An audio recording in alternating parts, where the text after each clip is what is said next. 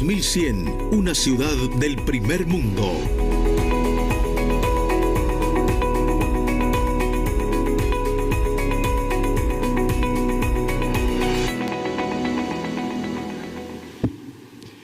Bueno, buenas tardes a todos y de verdad un cordial saludo a nuestro alcalde Jaime Pumarejo, muy complacidos de tenerlo aquí y poder cerrar este evento con broche de oro, con un conversatorio con nuestro alcalde.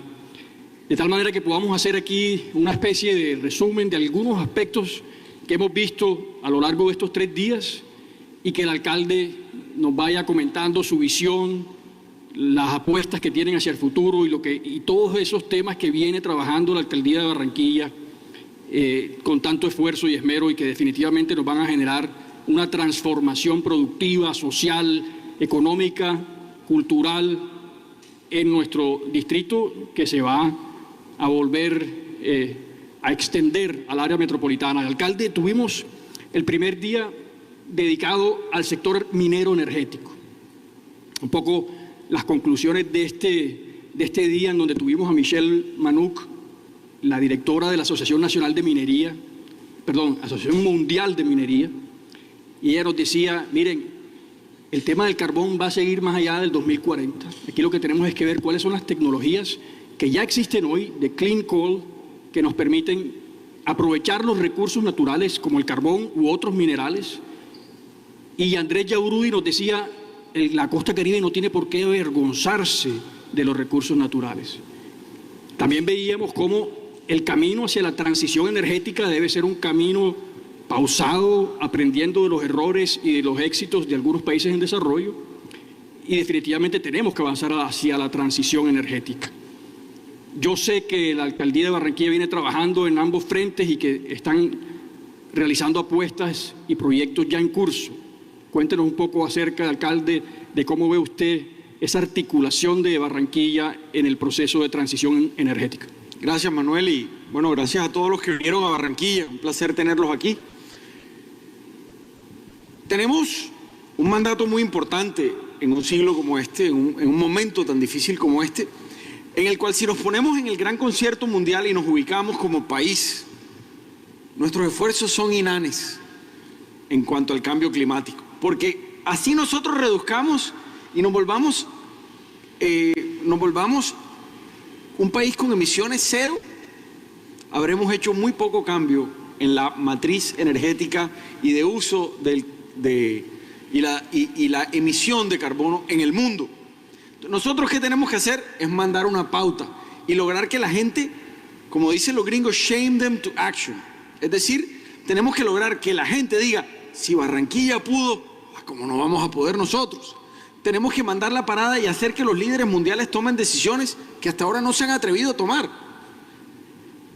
Porque la realidad es que si no tomamos acciones hoy, estamos muy cerca de los puntos de no retorno, de los puntos de degradación que van a causar, y desafortunadamente, mayores impactos en latitudes como las nuestras.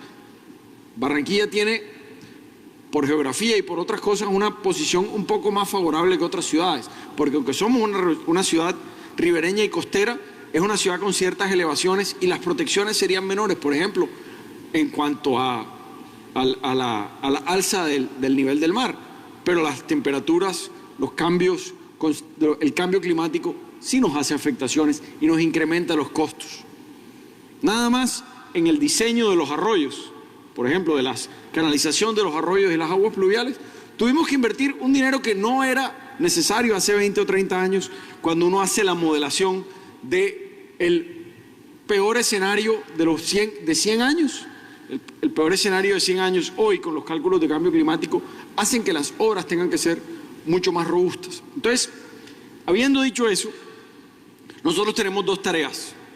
Primero, aprovechar los recursos naturales que tenemos hoy frente a nosotros, como son el gas, por ejemplo, que ya ha sido encontrado en Barranquilla, no en el área metropolitana, no en el departamento, en Barranquilla. Hay gas, está probado, está encontrado y es un gas que se puede explotar para seguir generando para nuestra industria, que es tan importante que por fin pueda cerrar contratos a largo plazo, para nuestras termoeléctricas, que puedan seguir siendo el sostén y el respaldo del país, pero también, Manuel, el desarrollo mar afuera, que es una gran oportunidad.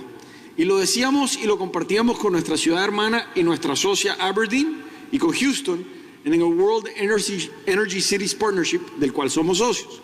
Barranquilla tiene que hacer lo que hizo Houston y Aberdeen durante los últimos 30 años, que es extraer, pero extraer de manera sostenible y racional, para generar una masa crítica, generar empleo y al mismo tiempo para acompañar a su empresa. Y durante el mismo tiempo hacer lo que ellos están haciendo ahora, que es acompañar con energías limpias. Y por eso Barranquilla está poniendo, como dicen, está poniendo la primera piedra. Y ahí está, arrancando porque a través de nuestra empresa Alumbrado Público de Barranquilla ya empezamos el montaje de paneles solares en todos los edificios públicos de la ciudad y vamos a poder tener la suficiente generación para producir para nuestro consumo. Este mismo edificio en donde estamos tendrá paneles solares dentro de muy poco. Todos nuestros colegios, todos nuestros hospitales, todos nuestros escenarios deportivos. Pero además vamos a empezar con unas granjas solares para que el alumbrado público nocturno también pueda ser neteado de esas granjas solares. Firmamos con el gobierno de Dinamarca, con el embajador, un memorando de entendimiento que ya ha dado resultados. Porque si bien Barranquilla y el Atlántico no tienen la mayor fuerza de viento, tienen una fuerza de viento muy válida, es decir, muy interesante, pero además una constancia envidiable. Mucho más que en el norte de La Guajira, por ejemplo, tenemos vientos más constantes. Y eso para las nuevas turbinas es mucho más interesante. Y es por eso que Copenhagen Infrastructure Partners con Dinamarca tiene el interés y está explorando ya de manera formal hacer un proyecto piloto en el Atlántico y en Barranquilla, que es un proyecto eólico offshore, y sus proyectos piloto son de 250 megas a 1 giga de generación, que es para nosotros un proyecto a gran escala, con inversiones que tienen rangos entre el billón y 4 billones de dólares. Ese es el proyecto piloto de ellos, pero para nosotros sería un cambio en la matriz energética muy importante de la ciudad y del país. Eso es lo que está sucediendo. Y vienen otras cosas, como por ejemplo, firmamos con el Ministerio de Minas, aquí en este mismo sitio, la ruta del hidrógeno, en donde se detectó que Atlántico, Magdalena y Guajira tienen la mayor capacidad para producir a mediano plazo hidrógeno azul y luego hidrógeno verde. Vamos a poder exportar hidrógeno desde Colombia al mundo entero. Va a ser una gran industria y Barranquilla va a poder ser ese puerto que exporte hidrógeno verde al mundo. Así como hoy el commodity más preciado podría ser el petróleo, mañana va a ser el hidrógeno. Y ese hidrógeno lo vamos a poder exportar y producir en Colombia, en el norte del Caribe colombiano, a precios competitivos con el mundo. Y hay una ruta desde hoy que se firmó, no solo con el gobierno, sino con las empresas mineroenergéticas más importantes del país y con 5 gobiernos internacionales que ya están trabajando en ello. Así que, si no han escuchado suficientes razones en los últimos 2 días, los invito a que se muden para Barranquilla, a que empiecen a comprar un apartamento, porque aquí vamos a cambiar la transición energética del mundo, sin lugar a dudas. Excelente, alcalde. Otra sesión en la que estuvimos discutiendo con el profesor Ricardo Hausmann de Harvard, con Sergio Clavijo, vimos la experiencia de Corea del Sur y llegábamos a un punto común, que es la importancia de las exportaciones, de tener la mirada puesta en el comercio internacional. Si queremos de verdad superar la inercia en el crecimiento económico que ha tenido el departamento frente al promedio nacional y al resto del mundo, tenemos que ser más ambiciosos en materia de comercio internacional. En ese sentido, claramente Barranquilla está posicionada de una forma estratégica en Latinoamérica y en Colombia, y sabemos de los esfuerzos que vienen haciendo usted, Ricardo Plata, en la Secretaría de Desarrollo Económico y además todo el equipo. Cuéntenos un poco acerca de cómo aprovechamos el nearshoring y todas las oportunidades que inclusive se están desprendiendo de todo lo que estamos viendo en el mundo actualmente. Manuel, y yo creo que esa es la gran falencia colombiana, es las exportaciones. Barranquilla tiene una virtud y es que la mayoría de sus exportaciones son de valor agregado, sí es cierto, pero son muy pocas todavía. Colombia exporta poco y ese es el gran reto que tenemos. Y ahí se presentan dos cosas muy interesantes. Primero, la exportación de servicios, que hoy es cada día más factible y que estamos viendo que orgánicamente y con alguna ayuda están llegando empresas, por ejemplo las BPO, que todos los días están llegando a buscar aquí talento y a implementar sus oficinas o implantar sus oficinas. Y uno les pregunta por qué. Ayer inaugurábamos una, que como lo decía yo, no es la más grande del mundo, pero son dos emprendedores estadounidenses con importantes clientes de tecnología en Estados Unidos que escogieron hicieron un recorrido por toda Latinoamérica a escoger dónde se mudaban, dónde se ubicaban. Luego en toda Colombia y tomaron la decisión que aquí era donde había que estar, porque había talento, es decir, capital humano, y porque hay una alta afinidad o una propensidad por parte de nuestros jóvenes de aprender un inglés que es, digamos, afable para el consumidor o el cliente estadounidense. Y además, para mi sorpresa, trabajaron con la Asociación Colombo-Alemana y también entrenaron en el call center a personas de habla alemana que hoy están también prestando servicios. Entonces, ese es un rango, un grupo.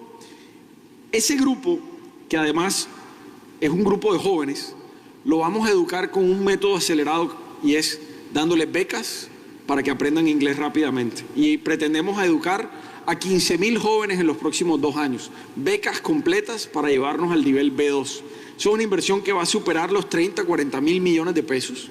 Pero con AmCham, con la Cámara de Comercio, con el grupo de BPOs, nos dimos cuenta que teníamos la posibilidad de absorber hasta 18.000 nuevos puestos de trabajo calificado con un nivel de bilingüismo avanzado. Y eso significa que un joven que se gradúa de técnico y que habla inglés se puede estar ganando 2,5 millones de pesos en su primer empleo. Que el primer empleo de un joven no técnico es de 1.800.000. Pero les cuento algo, en Barranquilla todos los jóvenes que se gradúan del colegio son técnicos. Todos se gradúan con doble titulación, 12.000 jóvenes al año. Así que si tiene una carrera relevante al cargo que va a ocupar, va a entrar inclusive con un enganche laboral más ambicioso. Además de eso, Manuel, otra de las grandes apuestas que estamos haciendo es el bilingüismo. Hoy estábamos relanzando eso. Es una inversión muy importante. Ya tenemos 80 colegios en la ruta del bilingüismo, 300 profesores en primaria, más de 470 profesores en total están aprendiendo inglés con el UK Council, con la Universidad del Norte y con diversas instituciones en donde estamos dejando implantada la posibilidad de que todos los colegios públicos de aquí a 4 años empiecen a graduar jóvenes bilingües en todos nuestros colegios públicos. Son 210.000 estudiantes que están en nuestro sistema escolar y se van a graduar sin el impedimento de que le falte otra lengua. Eso es romper barreras, pero al mismo tiempo eso es acercar Barranquilla al mundo. Eso es darle la oportunidad a muchas empresas que llegan a exportar. Y además de otras cosas que estamos haciendo en infraestructura, yo me detengo en 3 cosas que estamos haciendo y que estamos haciendo en concurso con el gobierno nacional y con el sector privado. Primero, se está terminando el estudio del Tren del Caribe, un tren que une a Barranquilla, Cartagena y Santa Marta con el sistema interconectado que nos va a poder llevar hasta el norte o el interior de Colombia, perdón. Eso significa que es un tren que en los estudios de prefactibilidad están arrojando un tren que cuesta entre 6, 7 u 8 billones de pesos para conectar 3 ciudades de carga y pasajeros. Eso no es una cifra escandalosa, al revés, es una cifra muy sensata para un proyecto que puede traer mucha competitividad. Además de eso, ese estudio lo está haciendo Findeter. Además de eso, el otro año debemos ver funcionando el APP del Río, que ya va a ofrecer la oportunidad de hacer la multimodalidad entre Barranquilla, Barranca Bermeja y luego la sabana cundiboyacense, una parte de Antioquia, una parte de Caldas y obviamente el Magdalena Medio. Eso nos va a dar la oportunidad de aprovechar toda la capacidad de mover carga no convencional, carga granel y demás por el río Magdalena y llevarlo ¿a dónde? Hacia la nueva terminal de aguas profundas de los puertos existentes. Entonces vamos a tener un calado garantizado para nuestros puertos de 10 metros, sí, pero necesitamos agregarle el puerto de aguas profundas para poder competir con calidad con el resto del mundo. Antes había el sueño de que teníamos que crear una nueva terminal, una terminal que estaba presupuestada entre 800 y 1.2 billones de dólares. Y nunca íbamos a tener el capital para arriesgarlo todo y nadie iba a llegar a meterse en algo donde no había la carga suficiente. Entonces había el cuento del huevo o la gallina. ¿Qué viene primero? ¿La carga o el puerto competitivo que te genere la capacidad de generar carga? Y hablando con el sector, escuchándonos, hablando, conversando, llegamos a una conclusión. No hay que hacer ese puerto así. Y no tiene que ser competencia de los puertos actuales. Lo que tiene que ser es un complemento. Y ese complemento tiene que ser asociado a todos los puertos existentes. Es decir, que todos hagan parte del proyecto. Entonces, ese puerto mar afuera de aguas profundas va a ser una terminal de aguas profundas que le va a prestar servicios a los puertos actuales. Ellos van a pagar un fee para que un barco pueda atracar ahí. Mediante cabotaje va a llegar la carga a sus centros actuales, a sus puertos actuales. Y ahí podrán hacer todo el movimiento logístico de almacenaje, de transformación, de manufactura ligera y luego ahí despachar a sus clientes. Eso quiere decir que el puerto pasó de costar 800, 1.2 billones a máximo 250, 300 millones de dólares en la primera etapa. Ya es bancable, ya es rentable y ya es realizable. Estamos terminando la primera etapa de diseños con Royal Haskoning, que deben estar listos en marzo, y ya estamos trabajando con el gobierno para ver cómo entre el sector privado, la Alcaldía de Barranquilla, la Gobernación del Atlántico y el Gobierno Nacional hacemos ese puerto una realidad. Entonces, esas son algunas de las cosas que estamos haciendo, pero yo creo, Manuel, que lo más importante es seguir atrayendo empresarios y dándoles las soluciones entre nosotros y diciendo, si hay que entrenarlos así, los entrenamos así. Si hay que cambiar las cosas, los entrenamos de otra manera. Así es, alcalde. De hecho, esa era mi siguiente pregunta, si allá iba orientado. Hemos tenido aquí varios paneles con empresas que se han localizado aquí, como Adama, ADA, OPP Films. También tuvimos hoy emprendedores con un gran liderazgo de Omar Telles, que ha estado trabajando, pues asesora a la alcaldía en temas de emprendimiento. Hizo un panel acá espectacular con Habib Char. Estuvo el de la House, Rodrigo, y estuvo también Juan Esteban de GTD, y perdón, se me escapó, de Rappi también estuvo el cofundador, y estuvimos aquí conversando acerca de cómo atraer inversiones, y ellos tocaban muchos de los puntos que tú mencionabas, bilingüismo, tocaban también el tema de tecnología. Habib Char, por ejemplo, hacía énfasis en cómo mejorar los costos de la tecnología para el emprendimiento.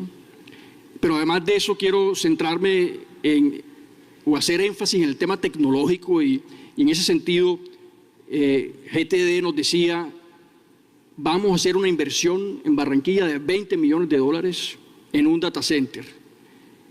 Y aquí estamos, yo creo que de alguna manera también sintonizándonos con el tema de cómo Barranquilla y el Atlántico pueden empezar a hacer apuestas más ambiciosas. Y Omar Telles, con esa gran energía, nos ha venido contagiando, diciéndonos, aquí no tenemos que pensar solamente en un data center, aquí tenemos el potencial de hacer un hyperscale data center. Y todo esto yo creo que está haciendo, digamos, mucho sentido y venimos trabajando articulados de manera muy eficiente entre el sector público y el privado. Pero además de esto que nos llena de energía y de emoción, sabemos que la alcaldía viene trabajando en impulsar el sector de tecnología. ¿Cómo están viendo ustedes la revolución tecnológica y cómo la están impulsando? Yo creo que lo primero ha sido incorporar la tecnología a la alcaldía. Y lo primero que hicimos fue poner un CTO, un jefe de información y de analítica. Y creo que fue una de las cosas fundamentales para ayudarnos a superar la pandemia o a manejarla mejor. Poco se sabe, pero la capacidad de analítica y de inteligencia artificial que logramos desplegar para poder manejar la pandemia es asombroso. Todo lo manejábamos a través del manejo de datos. Logramos incorporar diversas bases de datos, aprender, planificar y tener alertas tempranas. Nuestra vacunación, que entre otras, hace muy poco celebrábamos que el 90% de los barranquilleros ya tiene al menos una dosis. La ciudad más avanzada en ese sentido. Pero ¿cómo se logró? Con tecnología. Por ejemplo, cogimos todas las bases de datos de todas las EPS, todas las bases de datos de todas las IPS y logramos hacer una única plataforma de registro de citas en su momento de agendamiento para vacunación y para recordarte que tenía vacunación. Al mismo tiempo veíamos donde, por ejemplo, había personas que no se estaban vacunando y llegábamos ahí con mensajes de texto en el barrio y poníamos puntos de vacunación itinerantes y empezábamos a mandarle información para que se vacunaran. También nos ayuda a predecir en este momento dónde vemos pequeños rebrotes y cómo mandar mensajes de ayuda. Todas estas cosas son utilizando la tecnología en casa.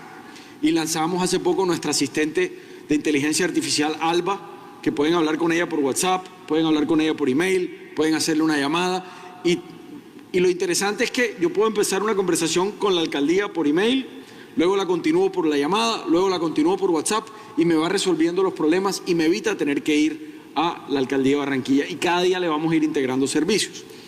Pero para poder tener la tecnología para generar empleo y de verdad dar saltos cuánticos, que yo creo que ya estamos para eso, tenemos que primero, yo creo que acompañar la materia prima. Y ahí es donde tenemos que trabajar para que muchos de estos cursos técnicos y tecnológicos estén enfocados en lo que necesitan los emprendedores y los inversionistas de tecnología.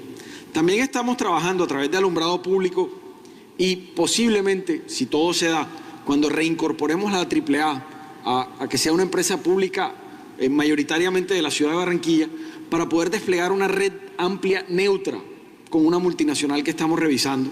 Y si esto lo logramos hacer, vamos a poder darle una oportunidad a muchos emprendedores en Barranquilla a pegarse directamente a esa red neutra y trabajar de la mano o trabajar a grandes velocidades, con bajas latencias, en un punto fundamental del mundo, porque Barranquilla está, como lo sabemos, en un punto privilegiado en cuanto a interconexión internacional.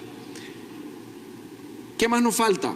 Creo yo que nos falta ser un poco más ambicioso y escoger 2 o 3 empresas, 2 o 3 industrias o un sector y ofrecerles unos beneficios. Por ejemplo, le he dado el reto al sector de desarrollo económico y a algunas voces gremiales. He dicho, terreno tenemos 10 hectáreas de desarrollo inmobiliario prime, donde podemos hacer el data center, pero además podemos hacer bodegas para quien venga y nos ayude a jalonar todo un clúster de crecimiento. Entonces, si logramos jalar lo que llaman que uno capture una ballena, lo traiga, lo ponga a generar empleo, nosotros podemos acompañarlos con unos términos de acompañamiento, no en impuestos, porque en el mundo del juego de los impuestos es suma cero.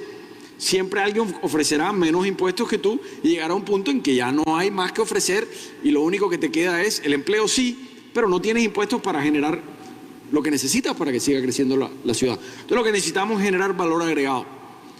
Nosotros le invertimos a formar el capital humano.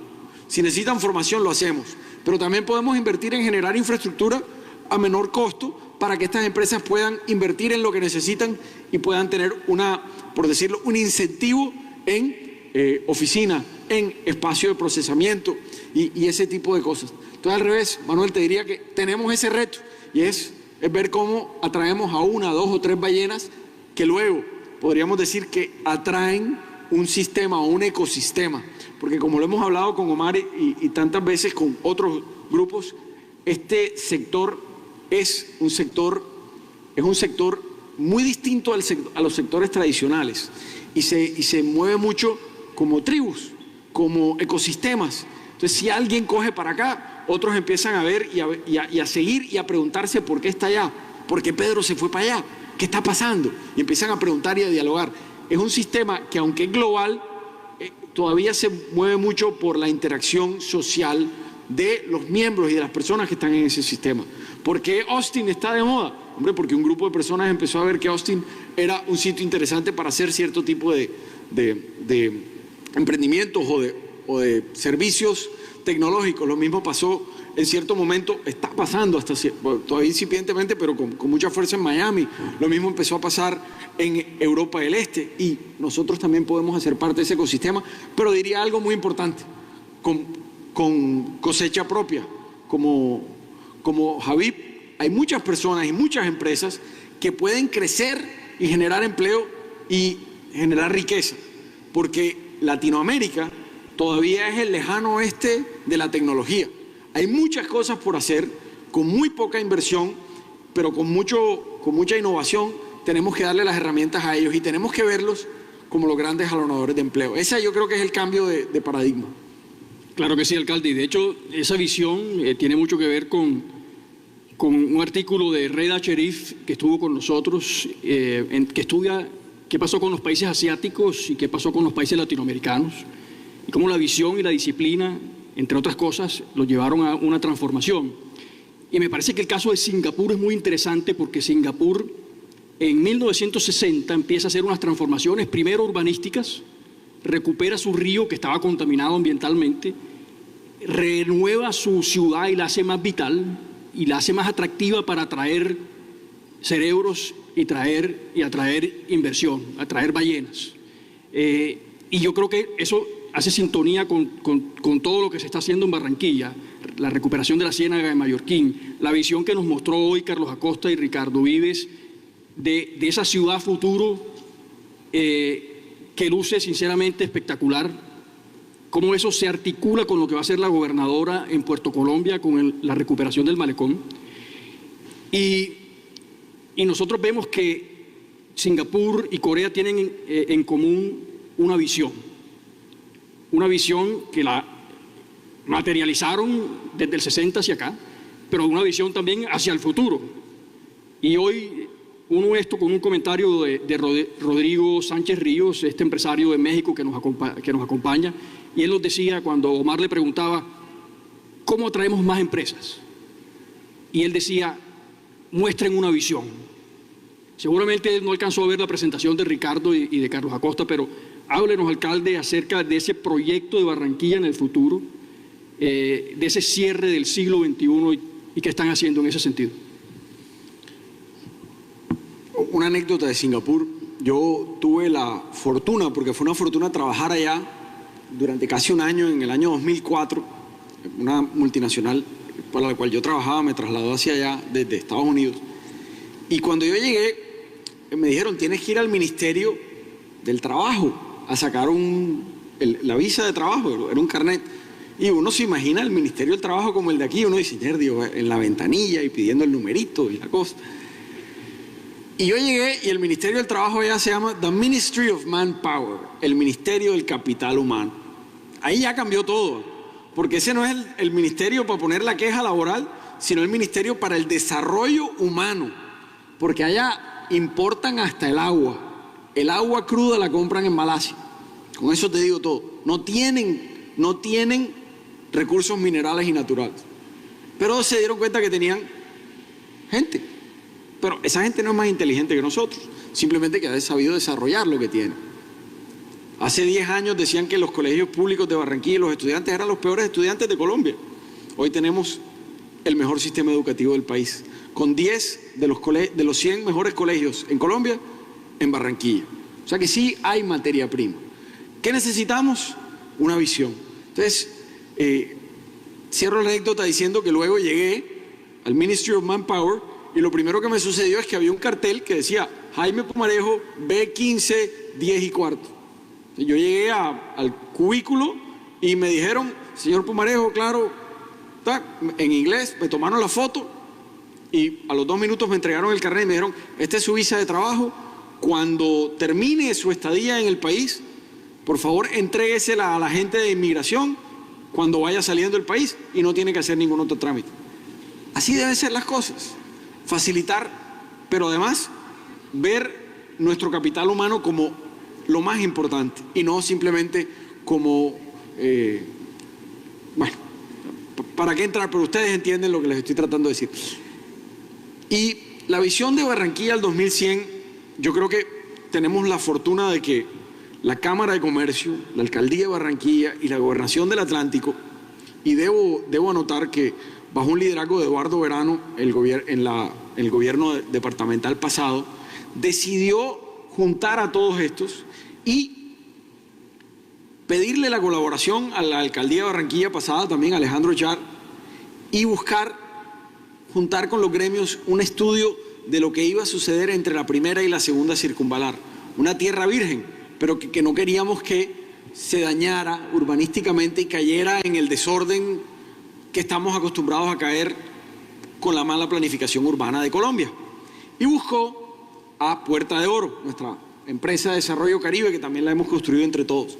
Y esta empresa trajo consigo a Björk Ingels Group, que creo que está entre los 3, 4 desarrolladores urbanos y diseñadores más importantes del mundo en este momento, una firma danesa. Consigo trajo a la Universidad de Nueva York, a Sistemática, que es una de las firmas de diseño y movilidad más importantes también del mundo, y se juntó con la Universidad del Norte y con otros líderes locales. Y diseñaron la visión de la Barranquilla Metropolitana 2100. Y es una visión a largo plazo, ordenada, que busca crear una ciudad atractiva, equitativa, y le agregamos otro componente muy importante, que es la biodiversidad, que utilice su entorno para ser más agradable, que tenga ecoparques y al mismo tiempo genere un norte en cuanto a calidad de vida y atracción de inversión. A eso le sumamos este año que no solo nos quedamos en el área metropolitana, sino que acabamos de hacer el estudio para que Björk Ingels también nos haga la revisión de la visión de la Barranquilla ya urbana y densificada y cómo podemos empezar a mejorar esa parte de la ciudad. Entonces, antes de que acabe el año, vamos a tener en conjunto, no un proyecto de la alcaldía, sino un proyecto de la ciudad que va a contar con la participación de la mayoría de los estamentos sociales y gremiales y académicos de la ciudad, en donde tendrán input y luego discutiremos ese documento. Cuando ese documento lo entreguen, tenemos que salir a apropiarnos de él, porque ese documento tiene que traspasar esta alcaldía, la que viene y la que viene. Y no solo la alcaldía de Barranquilla, sino la de las otras 4 ciudades metropolitanas, la de la gobernación del Atlántico, y tiene que volverse una política pública y una visión a largo plazo. Una ciudad diseñada por los mejores, con una participación colectiva y hasta el año 2100. Esa es la joya de la corona nuestra. Muchas de las cosas que están ahí señaladas ya las estamos construyendo, pero otras las dejaremos sentadas para que las construyan otros. Otras empezarán en otro año o en el otro cuatrenio, pero lo más importante es que sea quien sea el que venga, tengamos todos una herramienta para decir, oye, ven acá, te estás desviando de nuestra misión estratégica, de nuestra visión de ciudad. Visión que no se puede desviar por una posición política. Este es el norte de la ciudad y el que no se apegue a él, pues que podamos tener una hoja de ruta y unos indicadores muy precisos de en qué momento y cómo se tienen que hacer las cosas.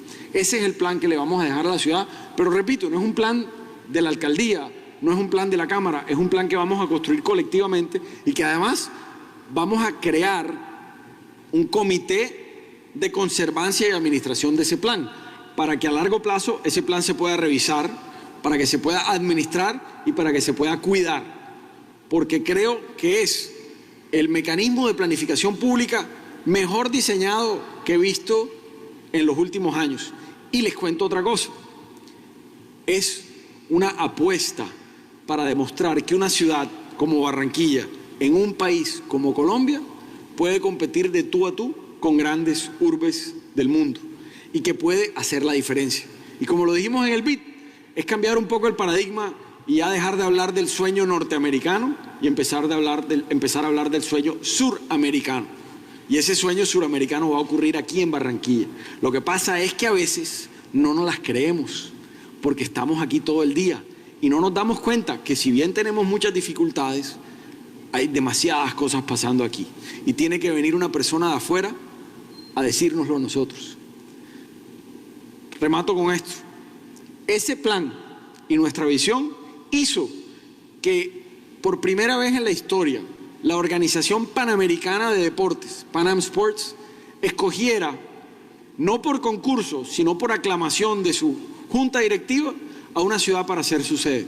Escogió a Barranquilla, después de Lima, después de Santiago de Chile, después de México, después de Toronto, después de Los Ángeles, viene Barranquilla. Y esa es una gran noticia, pero es fruto del trabajo articulado y de esa visión que tenemos.